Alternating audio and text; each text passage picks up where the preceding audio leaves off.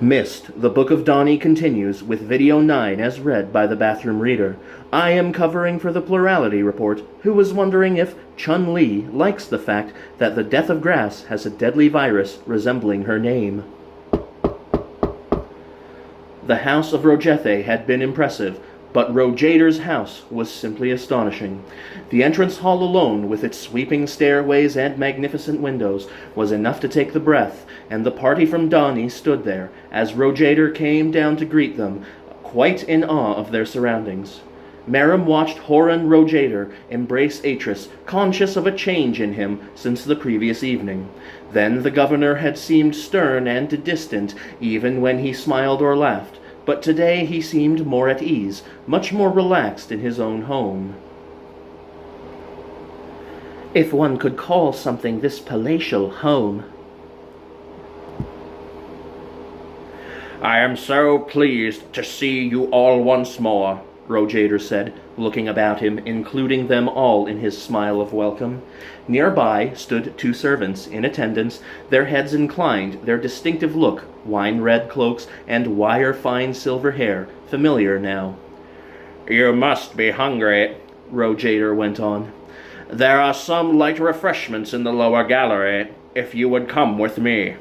They followed him through into a long, low room, the light of which was completely different from outside, a faint, roseate glow that seemed to be frozen perpetually in that first hopeful moment of the dawn. Merrim looked about her, trying to see how this was done, by lamps or filters at the windows, but try as she might, she could not discern the source of it. Miracles, she thought, taking a couch. Tirani was indeed a land of miracles. The journey had not been long, but the air here seemed to feed the appetite, such that Merrim ate voraciously, surprised to find herself so hungry. Rojader's light refreshment would on any other world have seemed a feast, but Merrim, along with the others, was beginning to get used to this level of casual opulence.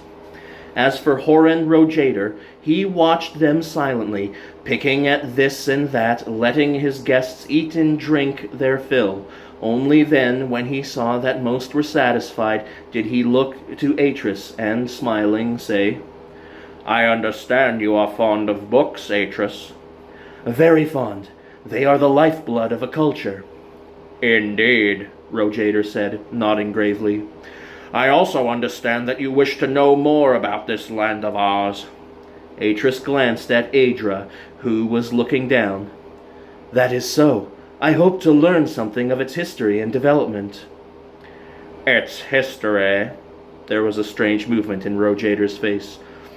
You mean you wish to know the names of its kings? Atris paused, then. Surely things have not always been like this. Rojader smiled genially. I am sure that is the case.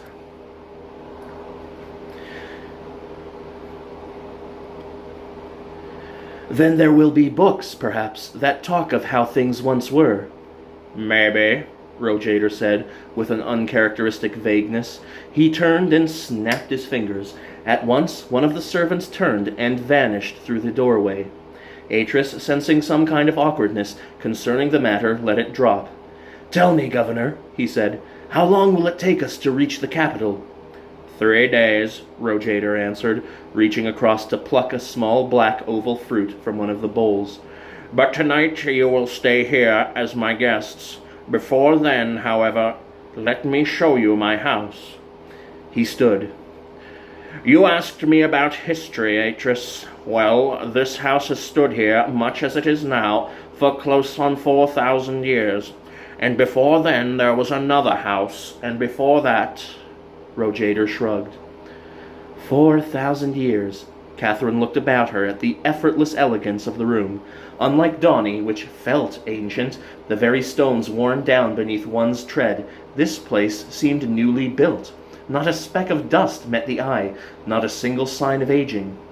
Frozen in time, she thought, as she swung round and put her feet down onto the floor. Yet looking at these people, they seemed unaffected by that. There was nothing jaded about them, nothing to suggest that they lived their lives unchangingly. and as Atris himself had commented, they were as agile of mind as the most learned guildsmen. "Come," Rojader said, leading them between the dark blue pillars and out into a high-ceilinged atrium. "let me show you where I work." Isel and Oma stood together at the center of the great workroom and slowly shook their heads in amazement. They had never seen a room like this, never guessed that such a room could even possibly exist, but here it was. Rojader called it his laboratory, yet with its various balconies and levels, its side chambers and raised sections, accessible by narrow stairways, it was more like a whole guild house in itself. Great racks of chemicals filled one wall, while another had endless cupboards of equipment. And there were books, endless books, everywhere one looked, not to talk of the workbenches and the scientific apparatus, much of which the two Dani did not recognize. And everything gleamed, as if newly polished. Even the air seemed clean. "Astonishing," Isel said quietly, while beside him Oma simply stared. "You are welcome to use it whenever you wish," Rojader said, with that same open hospitality they had come to believe was universal in Tarani. "What is mine is yours." Atris gave a little bow. Then, curious, he asked, "What are your own interests, Governor Rojader?" "My interests?" "Scientifically speaking." "Ah." Rojader walked across and, reaching over one of the benches, took down a massive-looking ledger and opened it, turning it so that Atris, who had followed him across, could see. "I'm afraid," Atris began, but Rojader understood at once. "The script, of course.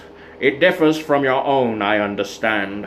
Well, what you see are my experiment notes." He flicked back a few pages and indicated several diagrams, beside which were columns of figures and, on the page facing it, 3 beautifully drawn graphs. "I have been experimenting on inks, following up an idea I had."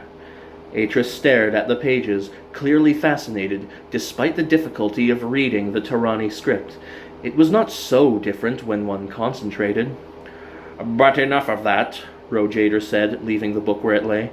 "Come, let me show you the long gallery. There are things there from the ages, grotesque and beautiful things you will not have seen before." Oma and Isel stood there a moment, reluctant to move on, a look that was almost longing in their eyes. Then, glancing about them as they went, they followed Rojader out through the marble doorway.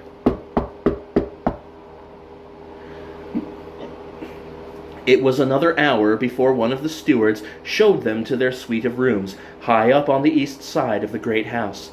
As Atris stepped into the spacious apartment, it was to be met by the sight of 4 beautiful old books, their covers a deep burnished yellow trimmed with black, laid out on the massive desk that filled one corner of the main room.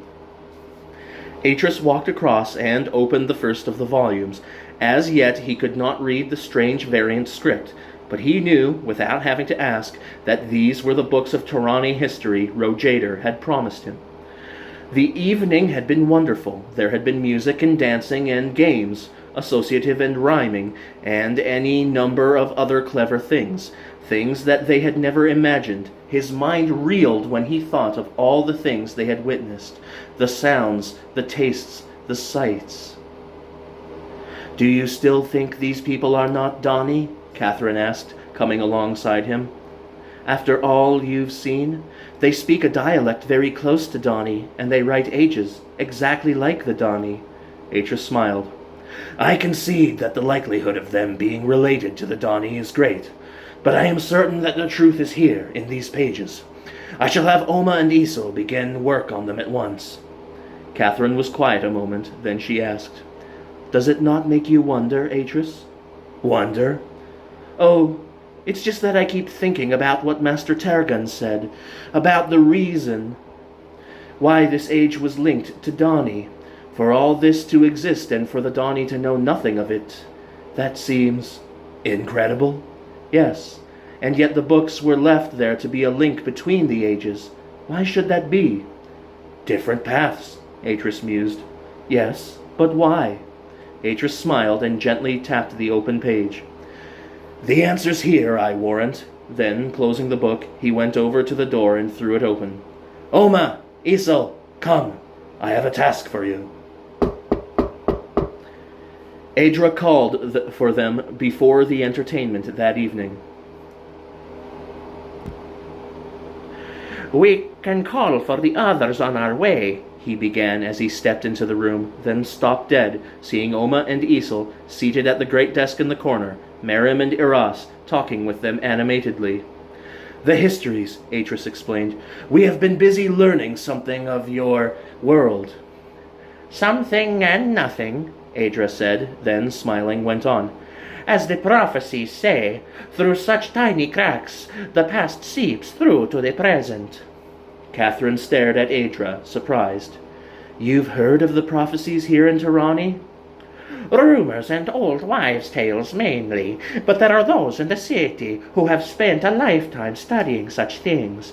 Great scholars who fill their lives searching through ancient books to find some snippet here, some snippet there. Catherine looked to Atris, but Atris seemed uninterested.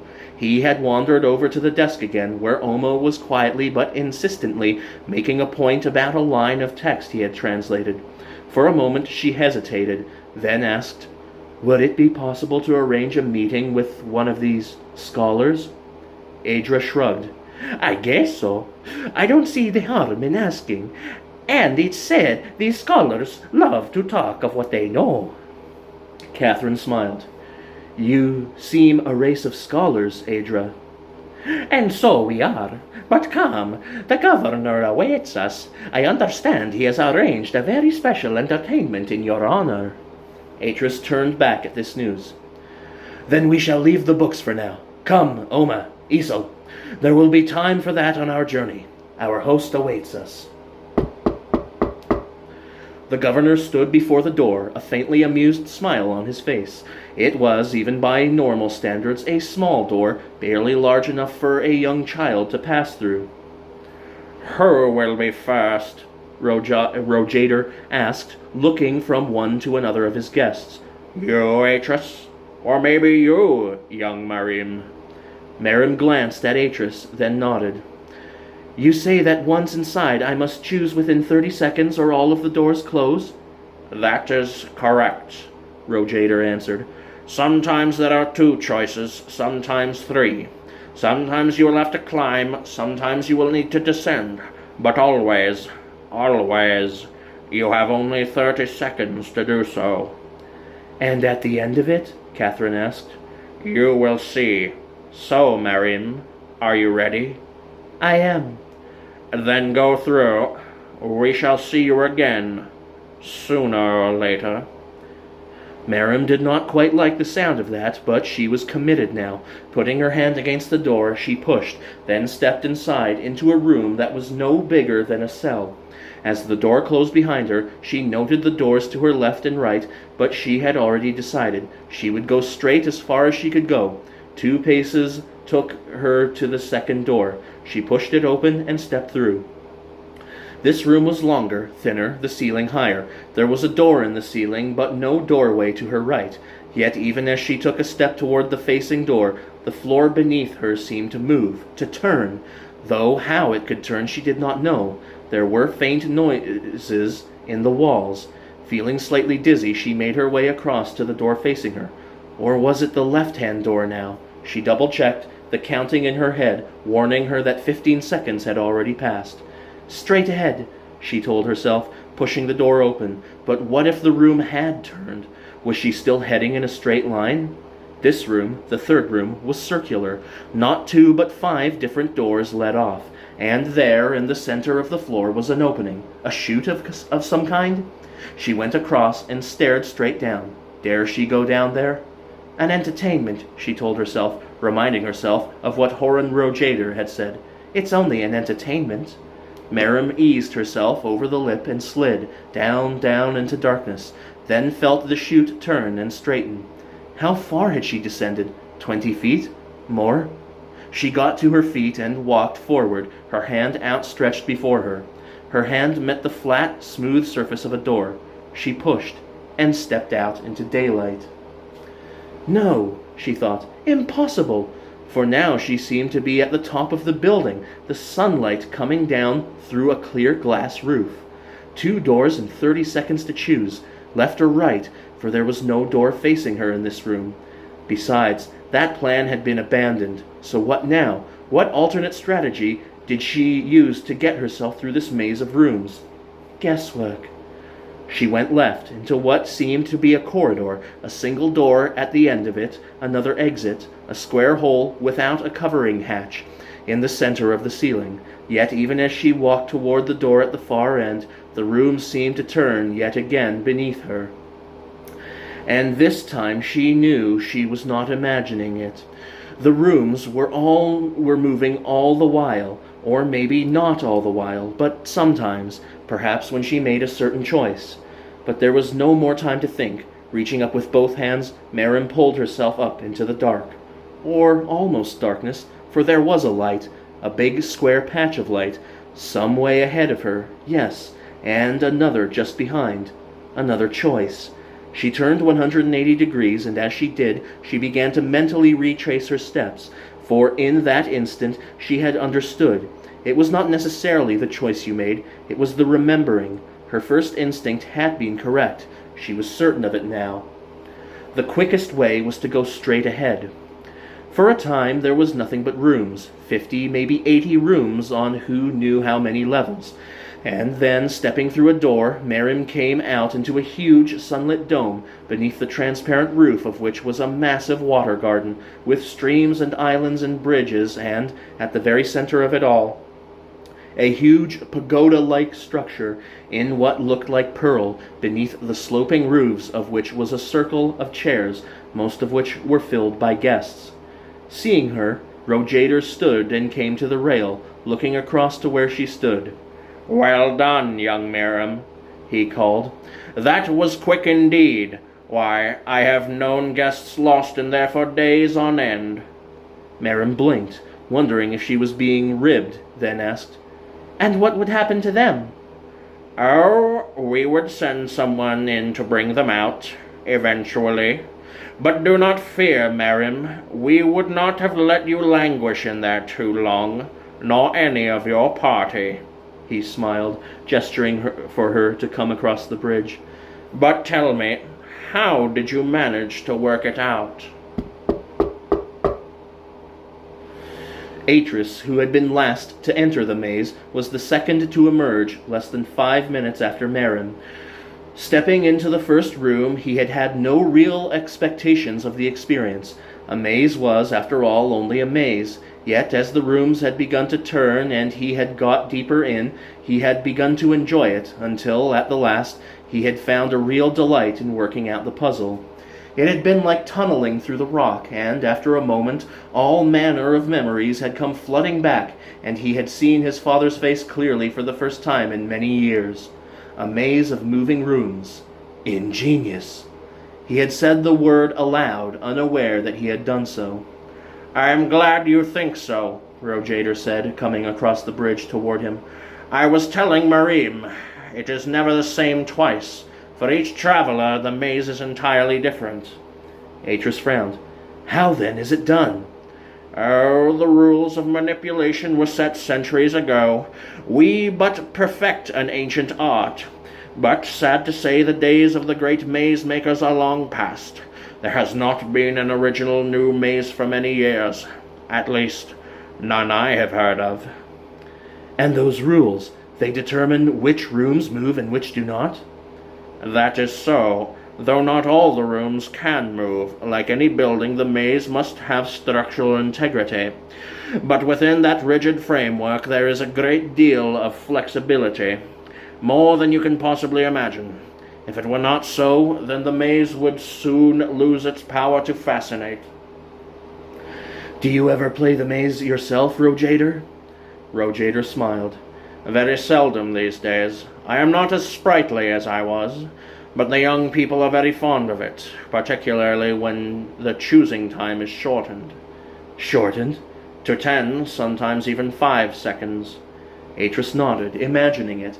To have to negotiate the maze under such circumstances, to have to run and clamber and slide like a hunted animal, afraid of being trapped, that would be a game of considerable skill, especially when one also had to attempt to keep the ever-changing map of the maze in one's mind at all times. It was 10 minutes before Catherine emerged. Another 15, and Esel stumbled from the door, looking flustered, his dark eyebrows formed into a heavy frown. Last to appear, almost 2 hours after Merim had first emerged, was Oma, who had a dazed and slightly startled look about him.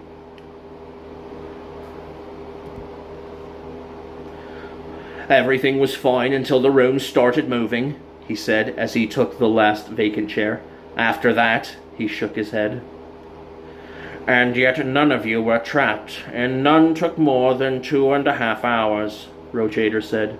That is impressive, particularly when none of you had ever played the game before. Merim leaned across, whispering something to Atris. Atris considered a moment, then nodded. Rojader, he said, my young companion would like to run the maze again. Again? Yes, but this time with a 10-second choosing time. Rojader laughed. Why, certainly, but why not add some spice to the entertainment? Why not make the game a race this time? Young Merim against one of our young people. The governor turned, looking about him, his eyes falling on the lounging figure of Aedra. Aedra, Rojader, will you not take up the challenge? Aedra, who had until that moment been picking at a bowl of fruit in a desultory fashion, now looked up, startled by Rojader's words. He looked about him, as if trying to figure out some way of escaping the invitation. Then, somewhat reluctantly, he nodded. Good, Rojader said, a satisfied smile lighting his lips. If the two young people would prepare themselves. As Aedra and Merim stood, Aedra glanced across at her, a strangely awkward look. Governor Rojader, he said, can we not make it 15 seconds? I fear our guest might find it overstrenuous. Rojader looked to Merim and raised an eyebrow, but Merim said nothing. 12 seconds, Rojader said decisively. He clapped his hands, and at once 2 stewards appeared at his side. Dura, he said, addressing one of them, escort the young people to the maze. Then, turning back, he looked to Atris and smiled. And afterward I shall talk to you of the king and of what you might expect when you reach the capital.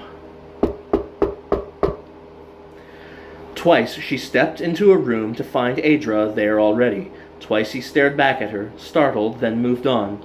Relentlessly, Merim moved from room to room, as floors turned and the great maze fitted itself into new configurations. And all the while in her head she counted the seconds, counted how many forward or back, up or down she was. For the secret she understood now was mathematical, was pluses and minuses. It was no good thinking in terms of direction. One had to strip that away and think pure numbers. Otherwise you were lost. What she hadn't expected, however, were the pure physical demands of that 12-second limit. It gave you barely enough time to look about a room and choose, let alone climb up, if climbing up was what you wished to do. But suddenly, almost before she expected it, she was outside again, standing there in the great dome, the water gardens all about her. Well done. She turned to find Aedra there behind her. Oh, she said, I didn't see you. That's because I wasn't here until now. Then I won? Aedra nodded, but there was a strange sorrow in his face that she did not understand. Well done, Rojader boomed out from where he stood at the rail, Atris beside him. You have a real talent for it, Merim. Merim inclined her head, accepting the governor's praise, but she was more concerned with Aedra. Aedra, she asked quietly, but Aedra simply walked away, hurrying across the bridge. There, Atris, Rojader said, handing Atris the head and shoulders portrait. That is Roe Rodan, king of Tarani. Atreus studied the painting, conscious of Catherine standing at his shoulder, then nodded. Roé Rodin was a young, immensely handsome man with refined facial features and pleasant, intelligent eyes. Looking at that face, staring into those clear, trustworthy eyes, Atreus found himself convinced that he should link his own people's fate with the fate of these people. He looked up, his eyes taking in the luxuriousness of his surroundings. Beside this, Dani was as nothing. All of his schemes to rebuild Dani seemed futile now that he had seen Tirani. Yet as he handed back the portrait, Atreus kept his thoughts much to himself. "He looks a fine man," he said. "And young," Rojader said, taking his turn to stare at the painting.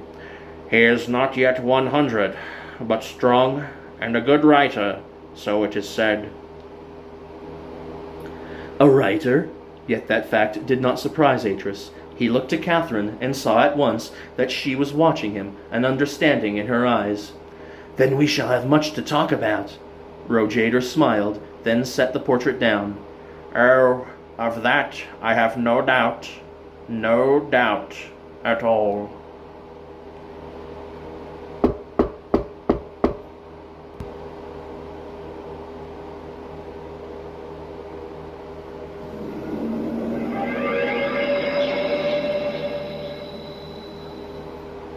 Part 5. Discordant time, the smallest of enemies, unmans them all. Hidden within the hidden, a breath and then darkness. From the Korok Jama, verses 4302 to 3.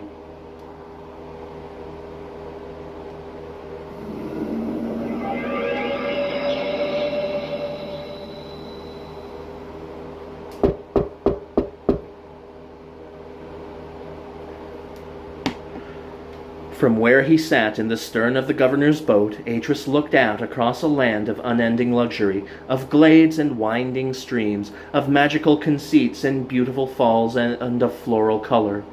And greenness everywhere one looked, the lush green perfection of growing things. The silken awning above him rustled gently in the breeze, and for a moment he found himself almost dozing in the warm, late afternoon air. A bird called across the meadows, a piping call, while the boat glided on as in a dream. It was the end of their third day in Tirani, and the city now dominated the skyline ahead of them, the sun slowly setting behind its towering walls. In an hour or less they would stop for the night, at the house of another landowner, this one a friend of Rojethe's, named Tanarin Rotanarin. For this once there would be no feast, no entertainment, and Atreus, for one, was pleased at that. They had stopped earlier in a glade to eat and drink, a pleasant wine that even Atreus had sampled, which was why now he felt so relaxed and happy. The thought made him stir and wake. He looked about him at the little group in the boat and realized that each of them, like he, was smiling, each one in his or her own little reverie, relaxed after being tense for so long. And with that thought came another, that they had worked so hard, so long, that they deserved this tiny break from their labors, deserved this drifting, effortless journey with its unceasing delights. Things had been hard back in Dani, there was no mistaking that. But this, he had not even dared to dream that anything like this existed. Catherine, sensing his sudden wakefulness, turned her head to him and quietly spoke. "Atreus?" But there was nothing that he wished to say, not now. Last night he had slept the sleep of children, that deep, untroubled sleep that rarely comes when one is older. And this morning he had awakened refreshed, in spirit and confirmed in what he had decided the night before, to petition the king of Tirani and bring his people through, to settle here in this wonderful place. This place of eternal summers. Catherine reached out and took his hand, holding it lightly as she looked out across the beauty of the surrounding land. No, he did not even have to ask her. He could see it in her face, in all their faces. Why have Dani when they could have this? And surely there must be space for them here in this endless rolling landscape. He sighed. content to let the thought drift from him like a leaf on a stream. Simply to be here was enough, and, yawning, Atreus stretched, his body totally relaxed for the first time in so long he could not recall when he had last felt like this. Taneran Rotanaran turned out to be a genial, pleasant man. As they stepped down from the boat, he greeted them warmly, embracing each of them in turn before leading them inside. Imposing as it was, Rotanaran's house had a totally different feel to it than those they had previously visited. It was somehow brighter, airier, such that even as the evening descended, the soft lighting in the house made it seem that day lingered slightly longer there. As ever, Rotanaran was the very model of a host, and after a brief exchange about their journey, they were ushered to their rooms to rest. "We can talk later," Rotanaran said, smiling. "Now rest. You have traveled far today."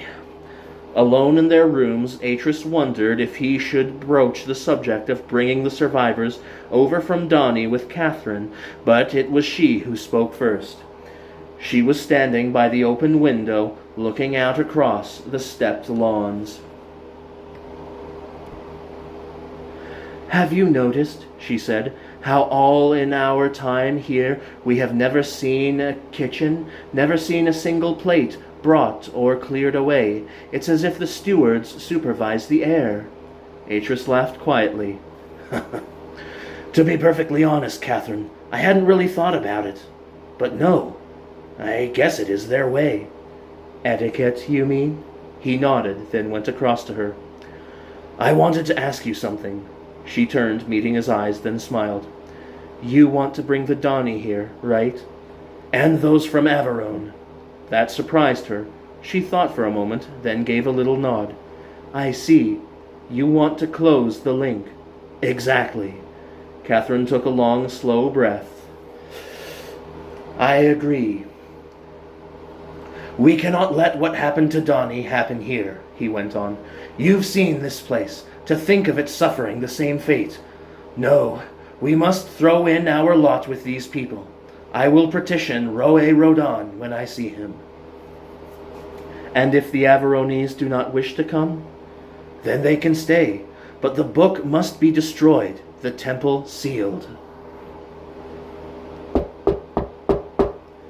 They journeyed into the heart of Tirani, and every day the city grew, the sheer scale of that gargantuan edifice finally imposing itself upon Atreus's imagination, making him understand that what he had glimpsed from the plateau was not, after all, the capital, but merely one of its outlying districts, for beyond that great wall of buildings another larger wall seemed to climb to the heavens, such that the whole of Donny could have been placed in a tiny hole in its side. It was like a mountain, only this mountain had been built, stone upon stone, so Aedra said. And the histories, which gave clue to little else, at least confirmed that much. 1,000 years of building had produced that magnificent pile. The nearer they came to it, the grander everything seemed to be. The locks that raised them up or lowered them down were bigger, the canal itself much broader. Fields gave way to parks. Great houses lay on every side of them now, some so impressive that they seemed the palaces of kings. Yet these were ordinary citizens. Boats were moored alongside the canal now, and sometimes partying groups of people would hail them and call out greetings. Finally, in the midst of that great sprawl of wondrous buildings, they came to a junction of several waterways and entered a massive curving channel, the King's Cut, they were told it was called, which carved its deep blue furrow through broad avenues of beautiful mansions lined with the most extraordinary trees they had yet seen in all of Tirani, the night-black scented leaves drifting down on them as they passed, while ahead of them the city climbed to the sky. Atreus stared wide-eyed, his neck craned back, and still it seemed he could not see the top. He turned, looking to Aedra, and asked, "How do we get up there? Or is that the way we are going?" "That is indeed our way," Aedra said, "and the boat will take us there." He grinned. Have patience, Atreus, and you will see. The walls of the channel grew slowly higher and higher on both sides, with here and there a massive wooden gate set deep into the smooth carved stone. Coming around the next turn, Atreus noticed a faint rippling up ahead, a sharp line of turbulence drawn straight across the placid watercourse, like a weir. As they passed over it, Atreus turned to look, even as a wall pushed up out of the water behind them, closing off the channel. At once they were lifted up on a great tide of water, the boat's pace accelerating with the rush of the incoming water, then slowing as the walls began to grow once more to either side. Time and again this happened. Time and again they were lifted and the boat rushed forward. And then, suddenly, the walls dropped away and they were out in the open, high up on a massive aqueduct. The avenues of the capital spread out below them like a map, while directly ahead, across an artificial chasm, at least a mile wide, was the king's palace, its towering ramparts piercing the blue sky. Seeing it, Atreus felt in awe of the power that had built this place, in awe of the men who had planned and carried out such a mighty scheme. Nor was it the sheer bulk of the edifice that took the breath. It was the delicate working of the stone, the careful balance between size and elegance. It had a natural, flowing look, yet nothing in nature could have made so beautiful a structure. Atreus glanced across and saw that Aedra, too, was awed, saw by his parted lips, his astonished eyes, that this son of Tirani had never, until that moment, guessed at the splendor at the center of it all. Slowly they drifted toward that massive work of stone, then passed into its shadow, the towering entrance arch swallowing up their tiny craft. They passed inside into a cavernous hall, the floor a single sapphire pool, the ceiling echoing high above them, not a single pillar supporting that huge mass of stone. But Atreus barely had the time to consider that a wonder when, coming to the center of that hall, the boat was lifted on a column of water toward the ceiling. There was a moment's shock and fear as they sped toward it, and then the stone parted with a silent rush, and they were through into a great vertical shaft, the walls studded with lamps, the great column of water falling away into the dark beneath. Up and up they went, and then, even as the wonder of it began to fade, they burst through into a chamber even larger than that from which they had come, tier after tier of benches reaching up on every side, those benches filled with thousands of lavishly dressed men and women. And there, facing them, on a massive throne of cut emerald, a flight of 50 golden steps leading up to him, sat the young king, Rodan. He stood up and stepped out onto the top step, smiling broadly, his deep, rich voice filling that chamber. Welcome, Atreus of Dani. I hope your journey was a pleasant one.